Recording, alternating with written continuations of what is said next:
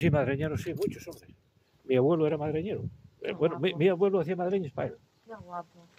Mi abuelo materno. Sí. Pero había unos madreñeros semilleres, Ovidio y Carlos, y unos madreñeros que llevaban todos los...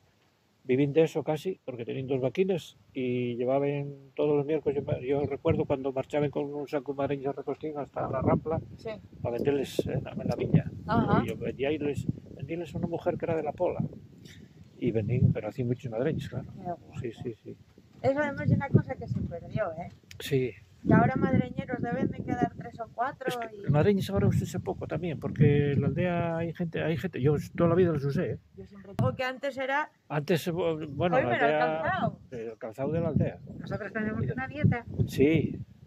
Cuando fue para Reyes dijo ella, el mejor regalo que me trajeron los Reyes fue de madreñas. Ella no sé si tenía 6 años y dijo ella, abuelita, todo me gusta mucho lo que me regalaron, pero el regalo que más me gustó y más ilusión me hizo fueron los madreños. Yo usé ese diario, yo tengo Claro. Por la mañana estando mojado, está rosado, un día que llueve, cualquier cosa. No, y eso ya no... Es que hay muy pocos madreñeros. Hay uno en Bedriñana, Hay uno en Bedriñana, que vive a la orilla de la carretera. Vecina de... mira, ese no lo tenía yo controlado. Sí, vecino de esta, sí. Pero ya está jubilado, pero trabaja algo. Pero todavía hacía... Y él que me hizo les madreños. Les encargamos de madreñas para los nietes. Qué guapo. Sí. Y hace así alguna... Pero no puede, no les vamos, ya no trabaja.